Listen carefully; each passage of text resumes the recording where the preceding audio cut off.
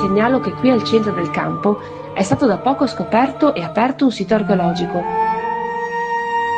Al momento sono stati rinvenuti calchi, impronte, maschere di uomini e donne. Interessanti sono la forma e la configurazione di come sono stati trovati. Tutti attorno a una misteriosa figura, un corpo umano, probabilmente femminile. Gli archeologi l'hanno chiamata con il nome di questa città, Venezia. I luoghi senza gli abitanti, con le loro specifiche attività e relazioni, perdono l'identità e la loro ragione d'essere. Rimangono vuote scenografie utili per smuovere esclusivamente il superficiale business turistico.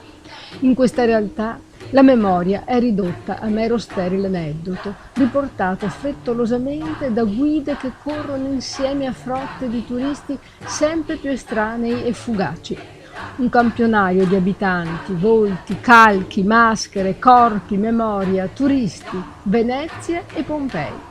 La performance rimescola questi ingredienti coinvolgendo due luoghi solo apparentemente differenti, Venezia e Pompei. In realtà le analogie e i legami sono stretti. Malgrado i diversi fattori spazio-temporali, noi, da archeologi del presente e del nostro tempo, li presentiamo nella loro nuda e cruda verità.